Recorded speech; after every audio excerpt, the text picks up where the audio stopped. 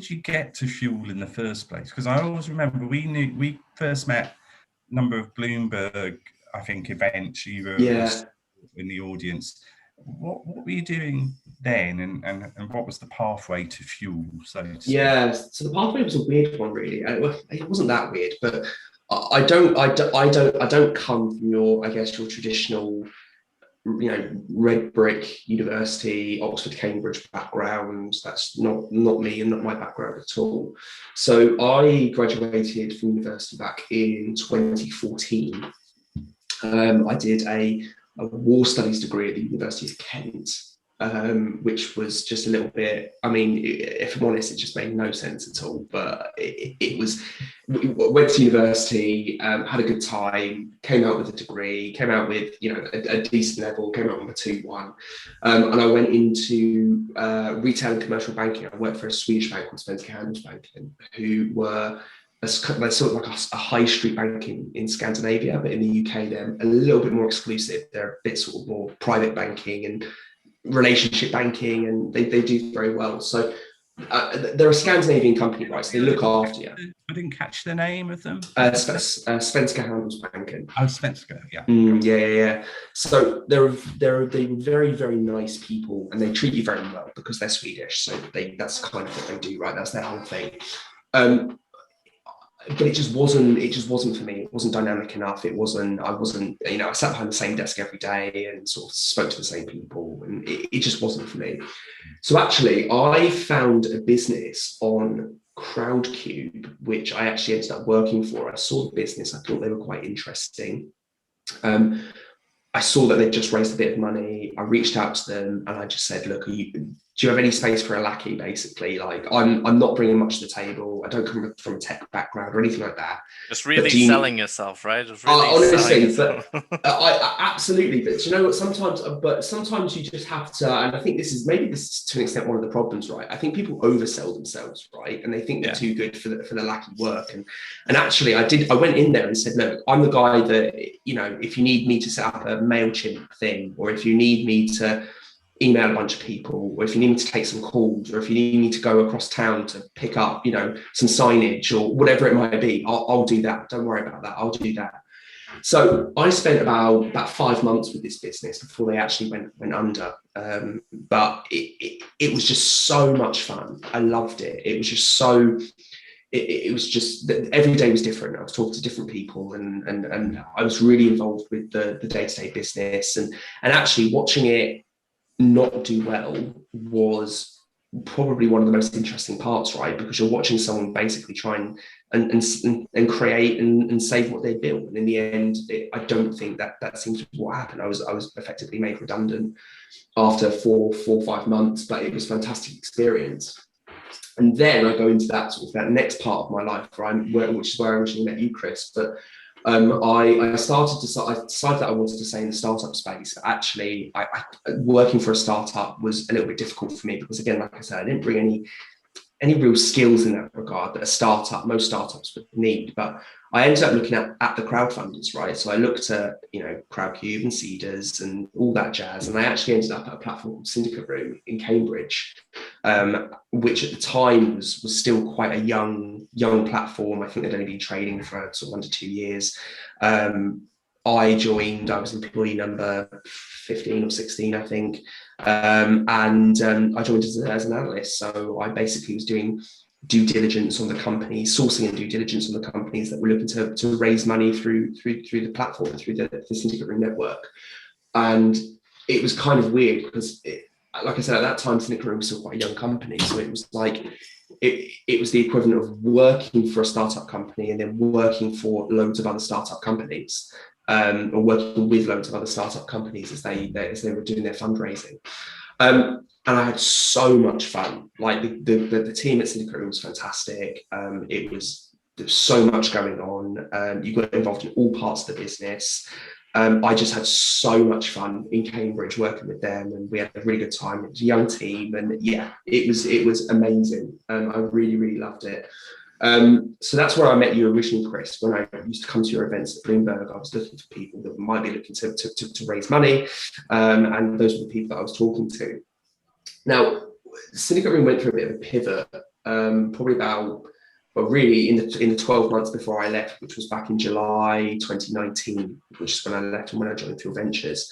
And that those preceding 12 months, Syndicate Room basically pivoted itself away from a crowdfunding platform and into a co-investment fund, because they were already deploying their fund 28 at the time, which was going through the platform. So spent a long time doing that, and I think, you know, from looking at what they're doing now, they seem to have done it relatively successfully, and I think it's a really interesting pivot from them. But I decided I just wanted to get more involved with the businesses. I wanted to get more involved with the companies that I was investing in, and at that time I saw that Fuel was hiring. Fuel was still a relatively small fund, you know, was doing well, but wasn't making huge waves because, you know, they were still at the very early stage of their journey. And I joined FUNDstars in July 2019, and since then we've been going from strength to strength, and it's been a fantastic journey. So yeah, I kind of got in going through startups as opposed to going through Oxbridge, which I think is, in my opinion, is a good route, because actually it means that you've got that frontline experience, that trench warfare experience, which maybe you don't get from a textbook, and I think it works quite well. The scars of battle. Absolutely, absolutely. So I also add that you, I imagine, met hundreds, maybe thousands of founders during that. If there was I suppose as a remit of Notwics, we have quite a good panoramic overview of the different funds and individuals, and you know, I've really noticed in the last, well, certainly the last 3 years, you've been one of those real successful growth stories in UK VC, and in, you know, the seed segment especially. So yeah, absolutely, we've really upped our game, and I think we've really upped our game, especially in the last 2 years, 18 months. The reality was, what do you think, what's driven that, do you think? What's the secret?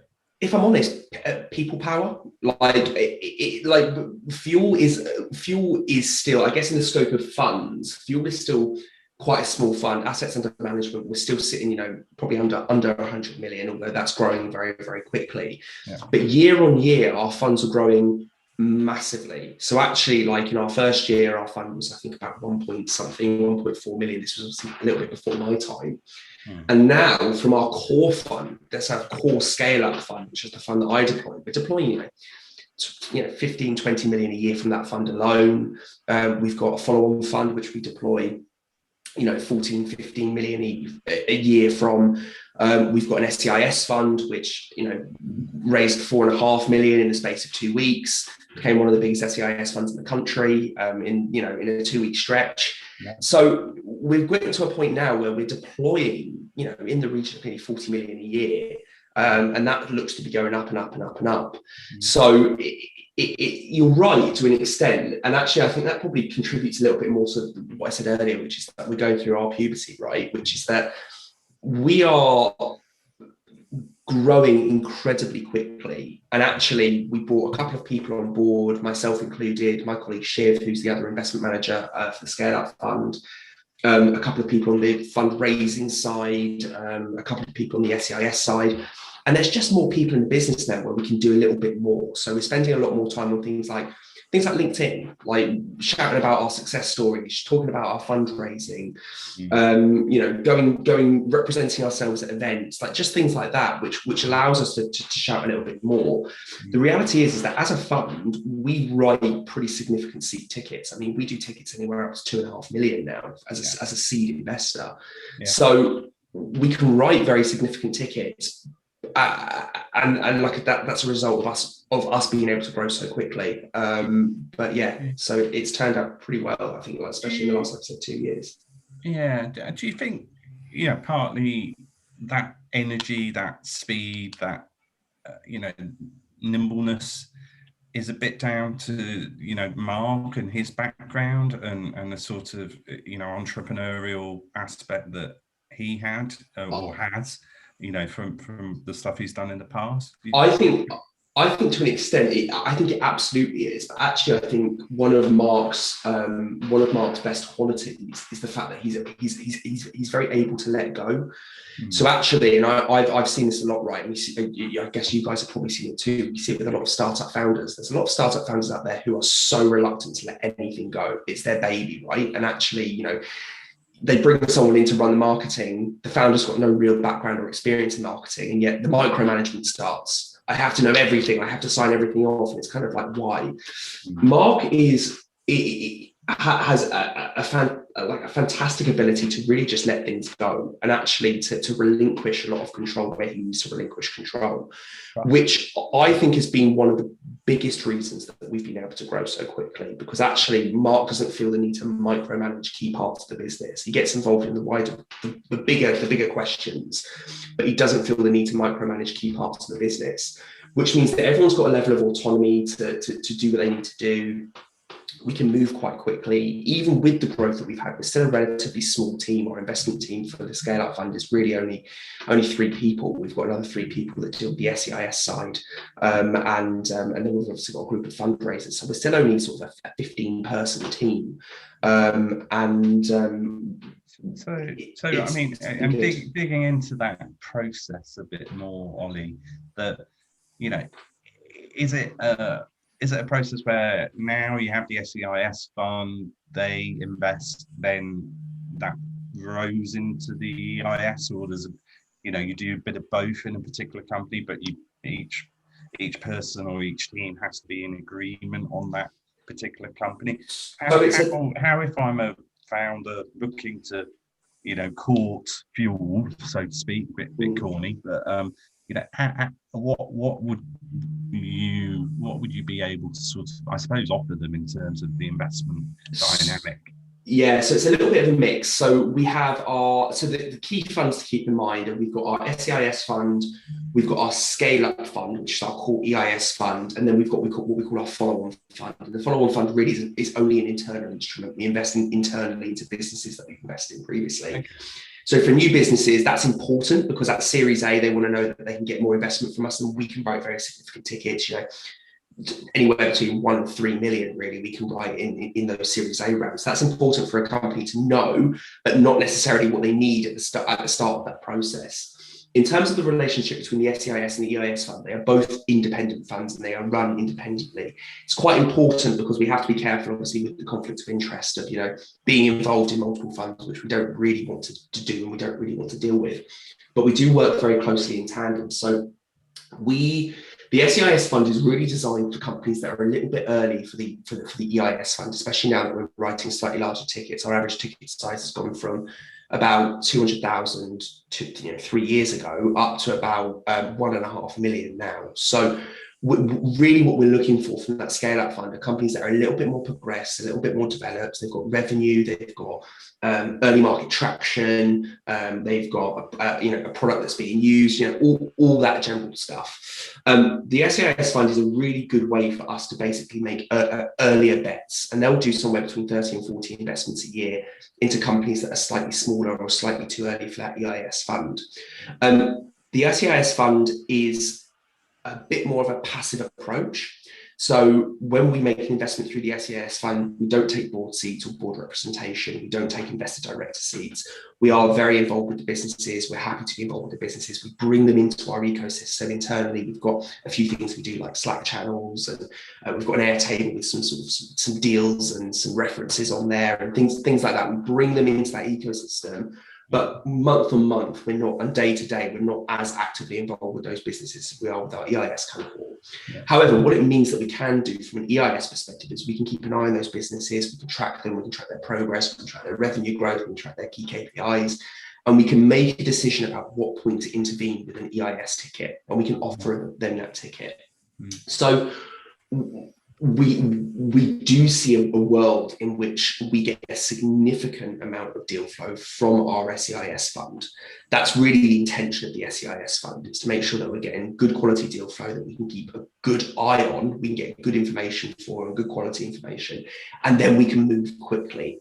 In a situation where we think a company is suitable for the EIS fund, but also they are SEIS qualifying, maybe because they bootstrap themselves to a significant amount of revenue, whatever it might be, actually generally it's the EIS fund that leads on that. So myself or my colleague Shiv, we would lead on that deal.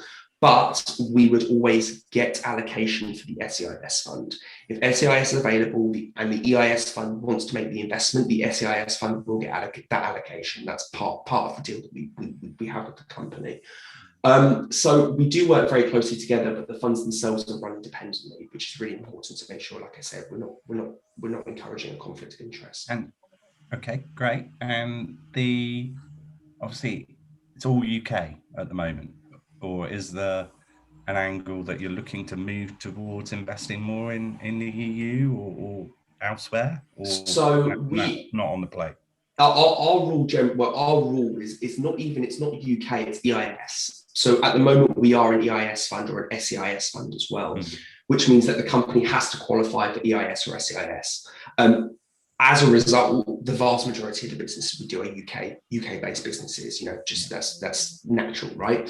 But we do actually have a couple of businesses in our portfolio that aren't based in the UK. So we've got Capdesk, who are originally a Danish business, but they do have a significant presence here in the UK. And a very successful business as well. Yeah, they've done very, very well so far, and may they long continue to do so. And Christian, who's the CEO, he bases himself mainly in the UK, so they qualify for EIS. The other business we've got in our portfolio is actually a Canadian business called Strategy Box, who Aaron is based in Canada, but he does have boots on the ground with signing authority here in the UK, and the UK is a very big market for it because they work in the marketing and attribution space. So there's a lot of companies in the UK that are highly suitable for him. So he's got a team, quite a senior team here in the UK, which qualifies him for EIS. So it's not even the case that they have to be based in the UK. They just have to qualify for EIS or SEIS for us to consider. What's on your menu at the moment? To sort of be so crude to sort of say these are the verticals for the starter. This is the size for the main course. What's the any allergies? Our investment thesis is relatively broad. So our official investment thesis is that we look at marketplaces, platforms, and SaaS model businesses, both B2B and B2C, which is so broad when you start pulling it apart. Obviously, we have flavors, right? That's probably the best way to refer to them, flavors, which are periods of time where we're interested in certain businesses or certain categories. There are categories that actually generally we will always say no to. And the key categories that we'll say no to are medtech, biotech, and pharmaceutical. Very high cash requirement, takes a lot of experience and a lot of very, very high IP barriers that we can't really deal with, we can't really justify. We're not that interested in hardware businesses with heavy IP.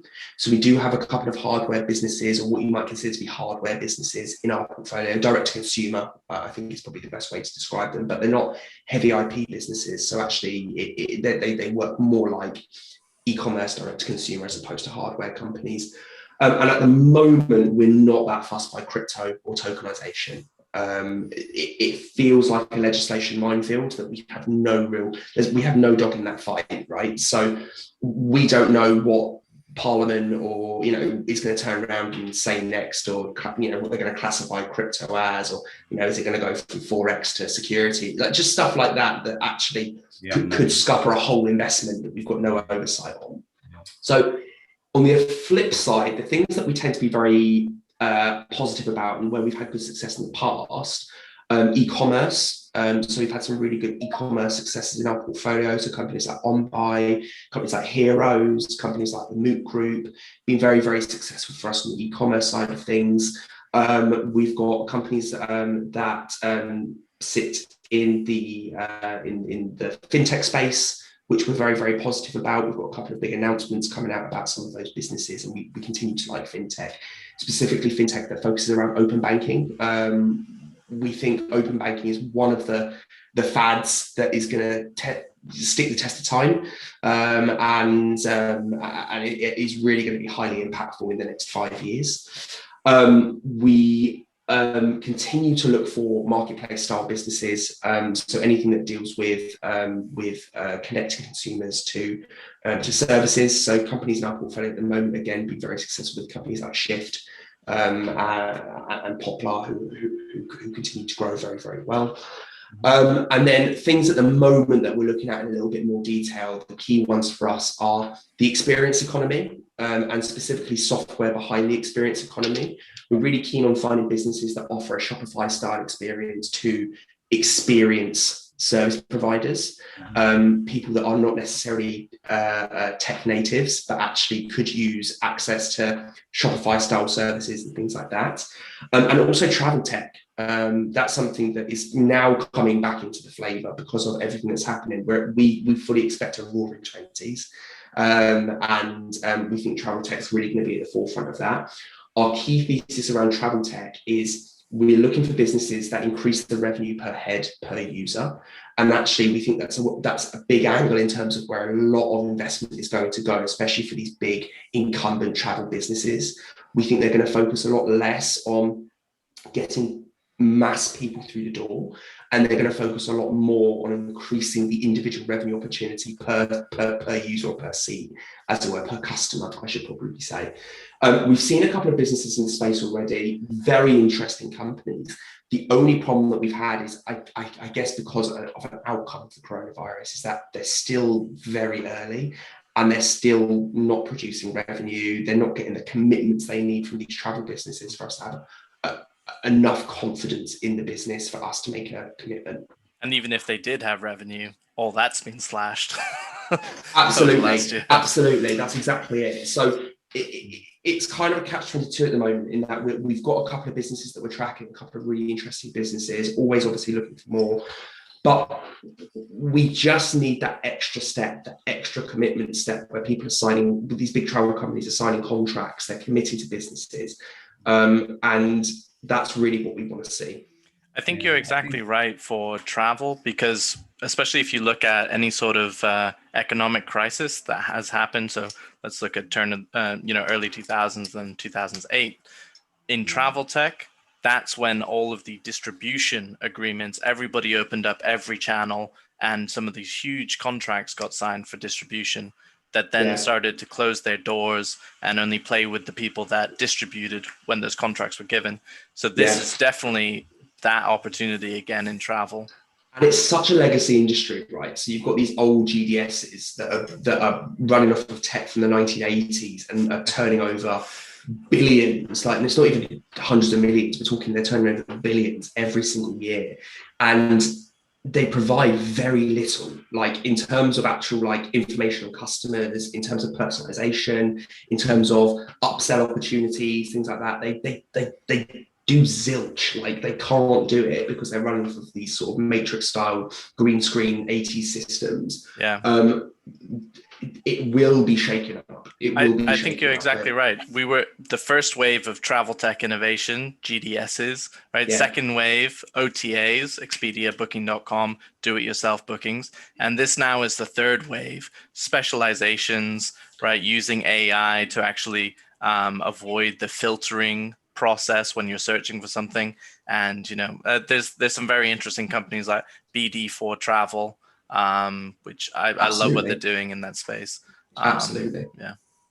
So I would add at this point to anyone who's listening that, all things open and transparent, Anthony has a specific interest in travel tech as well through his other hat, which is Lyle Ventures. And obviously, it would be great for anyone who is a travel tech founder to be listening to this podcast because you've got what's known as a 2-in-1. Yeah. Hands of your sector or your vertical. So there you go. So I just thought I'd add that. But what sort of light bulb that goes off in Oli's mind when you are with that founder that you think, yep, that's the one, that's the business. The excitement levels rise. What's that light bulb spark? Can you put your finger on it? Do you know what? I was literally about to say, I'm not sure I can put my finger on it because it's different for every person, right? And actually, it's it's so hard. So if I look back at some examples of people that we've invested in, right? So a really good example from my point of view is a woman called Rachel, who's the CEO of a company called Lifted, who sits within Fuel's portfolio. And Lifted is a company that offers in-home care for people who need it. Now, I rate Rachel so highly. I think she's fantastic. She's a fantastic founder. But for me, the light bulb moment for her, or for me, when we had that initial discussion, was when she actually spoke about her own experience, and her mum suffered with early onset dementia, which is really what brought her into this care space. And actually, the passion that came across in that was super, super important to me. Now, what I want to stress is that that's not the be all and end all, right? You can be super passionate about your business, and in my opinion, the business could still not work. So actually, you being passionate about your business is great, but it's not going to secure investment on its own, right? Because actually, I have to be passionate that what you're doing is right, and actually it's feasible, right? Which is part of the secondary due diligence process, you know, when we start going through numbers and figures and things like that. But the reason I bring Rachel as an example, and she's one example in a very large handful, right? We get on with all our founders, we see passion in all our founders, which is why we invest in them. We're not going to invest into a passionless founder. But the reason I bring hers out as an example is because she could relate to it in such a real way. It kind of made me relate to it in a very real way, even though I haven't been through that same experience. So having a huge amount of passion for your business is very, very important. And I can't put my finger on it any more than that, right? Because actually there's so many factors that go into it. You know, am I having a good day? Have I just spoken to a business in a similar space? Have I spoken to 10 businesses in a similar space and passed on all of them? Like, just there's little nuances in my life and the life of every single investor, which will drive me to be passionate about a project or not be passionate about a project, which is completely separate from the founder. There's loads of companies I've spoken to and I've just said, look, I feel like I've seen this business. Like, I love the passion in your pitch. I just feel like I've seen this business plan 15 times. I know I've seen it 15 times in the last 4 months. Like, I felt that way. I very much felt that way about the instant delivery space, or like the 10-minute delivery space. Like, you've got companies out there at the moment, like Wheezy and DJ and things like that, who I feel like I've seen that business plan 100 times. Like, we deliver whatever you, we deliver whatever you want and deliver in 10 minutes. That's the main reason we're not involved in that space. Like, not only do we're not particularly bullish on the user the economics of it, if I'm totally honest. Like, we're not convinced that the margins are sustainable. But more than anything else, it's that we just don't have the cash. This is going to be a real space where cash is king. And like, the decision that we make on that is like, we can write decent tickets. What we can't do is we can't write you a subsidize every single order. Yeah, absolutely. We can't write you a £50 million check, which means that even if you are successful, it's like Deliveroo, right? Even if you are successful, we're just going to be diluted to nothing. Like, that's part of our strategy. Like, we need to think about what percentage we're going to have at the end of this. If you're going to just dilute us to nothing because you're going to need so much cash just to get to where you are, you could be a really interesting business, but you're just not for us. So it's just stuff like that, right? Where actually people approach us and think like, we're going to get really excited about this space because it's a really fast growing space and everyone's investing in it and things like that. And we just turn around and go, no, not really of interest to us, if I'm totally honest, sorry. And that's because of stuff that goes on in our background and all the nuances that we go through and things like that. So it's really hard to put your finger on like, here's the one thing that makes me go, wow. But having passion in your business and passion in your presentation is obviously very, very important. You've been in this world for a number of years, Oli. You've seen a lot of founders. I suppose from a Fuel perspective, that number of founders approaching you is getting larger and larger. How many decks do you think you are receiving or have received on average in 2020 or so far in 2021? And if someone does approach you, they perhaps need to be aware that it's a 1 in 1,000, a 1 in 10,000. What's the ratio of people? Yeah, it's a good question, and you're right. I mean, I've been doing this now for 5.5 years, right? Like through Syndicate Room and through Fuel. So I've seen thousands and thousands of pitch decks. Absolutely. We are seeing probably more than ever before. And I don't know whether that's a result of the fact that fuel itself is becoming bigger, getting more publicity. Like, you know, I would relatively unabashedly say that as a seed fund in the UK, that I would call us a tier 1 seed fund in the UK. And I would say that without any reservation. And I would pat myself on the back, and I'd pat Mark on the back, and I'd pat Shiv on the back for that. Because actually this is all what we're trying to be, right? So I don't know whether it's because of that and the fact that we're doing more and getting out there more, or because there's more in the market, if you know what I mean. But we probably get approached by 200 to 300 entrepreneurs every single month, and that's kind of a blend. So that's be a blend between our online application form, which goes through our website, and also introductions. We get obviously a lot of introductions from other investors, other VCs, from our portfolio founders and things like that. So yeah, so we probably see 200 to 300 decks a month. We probably make somewhere between 10 and 15 investments a year. So we're probably seeing, let's call it low end, and let's say 2,400 decks every single year. And then of that 2,400 companies, decks, whatever we see every single year, we probably make 10 to 15 investments. So the hit rate is low, like it is low. And that's kind of how it has to be, right? Like we can't make 100 investments a year or 200 investments a year. We have to make sure that we're whittling down those opportunities when we can. So we do see a lot, and the hit rate percentage-wise is quite low. Perhaps also when you look at your growth, or the growth in the approach of people reaching out to you, I'd imagine, you know, you've had some successes. So, you know, success breeds success. Do you want to tell us a bit more about some of those businesses that you probably have? I don't know if you have this in VC world, but when I worked in banking, used to have these things called tombstones, which was, you know, if you'd been rolled into some deal and by the bankers and you'd help it succeed, you get this like glass tombstone. Right. Okay. Yeah. We don't really have any of that. I mean, yeah. I guess the thing to say about fuel, because we're still quite a young fund, so our hold time is anywhere from 5 to, let's call it 5 to 10 years. And usually we would expect 5 to 7. Yeah. But we only made our first investment at the start of 2016, right? So those what we call fuel portfolio run companies are only really now coming to a level of maturity where we would ever really consider exiting them. So cash-wise, fuel doesn't have any exits, and that's fine. That's we're not worried about that. We're not concerned. We've got them on our horizon. We've had the opportunity. We passed on the opportunity in some cases because we wanted to hold for a little bit longer. We still saw value on the table, things like that. But on paper, we're doing pretty exceptionally. And I will always say on paper, right? Because it is on paper.